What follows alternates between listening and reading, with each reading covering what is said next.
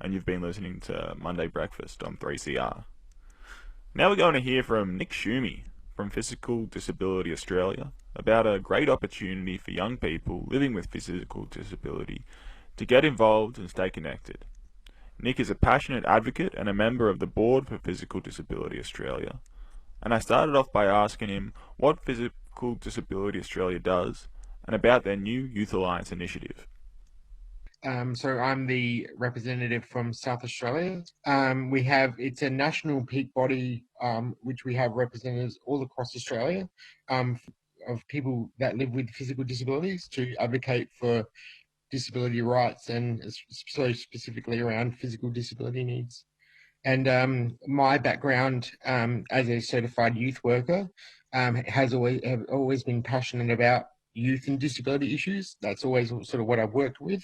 And PDA and Physical Disability Australia is really wanting to sort of hear from young people with disabilities themselves about, what it's like living with a physical disability as a young person, what a young person deems to be important. So the way that we're doing that is one of our projects is the PDA Youth Alliance. So it's a way for young people with physical disabilities to sort of come together and sort of meet other like-minded people and sort of really find their voice in terms of advocacy and to learn what their rights are and things. So in terms of the way that we've been doing that is all online.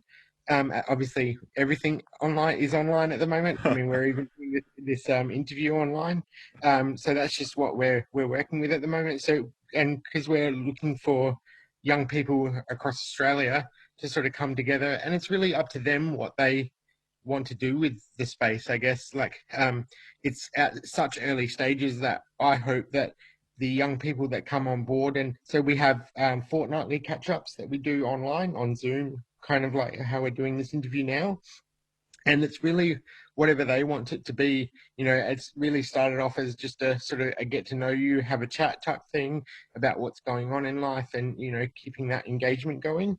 Obviously, as we know, with what's been happening in the world, it's been quite socially isolating for everyone, especially people with disabilities. And that's a way that we can sort of band together and sort of have a chat.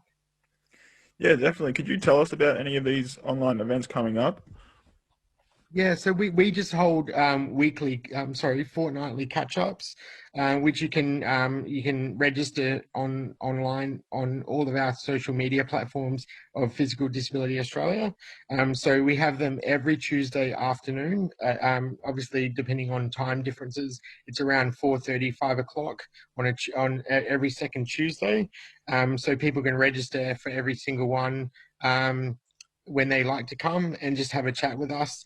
One of the major things that we're working on at the moment as a way of, like I said, we're only very, very early stages, and I'm really hoping that the young people themselves can sort of drive what direction they would like to take it in. But one of the things we're working on at the moment to get more people involved is actually producing a bit of a media project in terms of an online video, some online videos showcasing the people that are involved as young people with disabilities about what's important to them. So they'll be sort of really short and hopefully funny online videos of we're going to get our young people to film themselves about important issues that they're wanting to discuss and put out to the community, and we'll put them together nicely and use them as sort of online tools as a way to engage with people about what's important to us as young people with disabilities. Fantastic. Yeah, it's good to see the leadership coming from the younger people. One other question I wanted to ask you was, how has COVID and the public health restrictions affected differently maybe people living with physical disability? Well, I think it's a really interesting question. I mean, certainly not all people, but a lot of people with disabilities in general could be seen as, fairly socially isolated in some ways. And obviously, now that everyone is a bit socially isolated through all this, obviously the people that have already started to have in regular times already been a little bit socially isolated, obviously more so.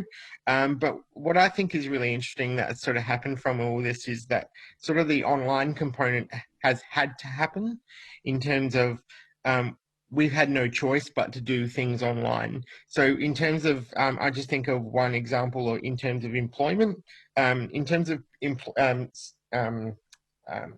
in terms of people with disabilities, so that online sort of platform has always been in the little bit too hard basket as an option to allow someone to work somewhere, and potentially remotely because of their access needs or whatever it is. Now we've had to do that. So I actually see that as a real positive out of this, if there is one, that we've all had to sort of jump on to online and sort of make it work. That I'm really excited that, that's now become the norm and will eventually, you know, by rights give people more options to um, pursue that ongoing, and not have that, say if somebody physically couldn't work in a place because it had not very good access or whatever, that would exclude them from that role or whatever, which does happen, Mm. where we can obviously do that online. So I'm really hopeful that, um, I mean, there is no such thing as going back to normal from this, I believe, Yeah, I but think so. but but I think now that we've got all of this in place and we've had to do it so well, that's something that will hang around and won't be as much of a barrier as it once was, if that makes sense. Yeah, definitely.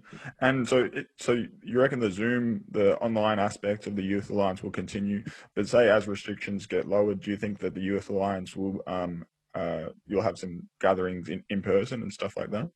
We hope for that. I mean, we've just secured some funding from Physical Disability Australia to do the media project, like I discussed. But we definitely hope to get together as a collective at some stage if we can. But obviously, considering we've got people from all sort of angles of Australia, that obviously there's a fair bit of cost that is involved with that. But we hope to definitely do some things in person as well. Because I mean, like I said, Zoom is great to sort of connect with people, and you can physically see people and have a chat with them. Like all the people that have been coming from when we started, I haven't actually met before, other than on Zoom. So it'd be nice to do something in person as well. Yeah, definitely. And there's more options in person to have like live music and stuff like that. So it is cool to have those kind of events. Do you want to give out the Facebook and the website details for getting involved with Physical Disability Australia? Yeah, so everything is linked to Physical Disability Australia, so you can just search on all the platforms for that.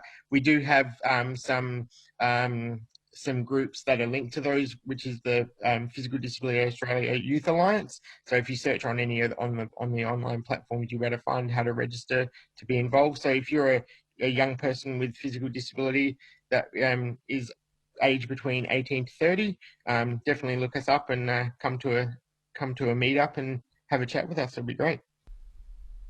That was Nick Schumi from Physical Disability Australia telling us about how you can get involved with our Youth Alliance initiative. And it is so important that we find new ways to connect with our communities when we are physically distanced during the COVID pandemic. So we'll post those details on our Monday Breakfast Facebook page.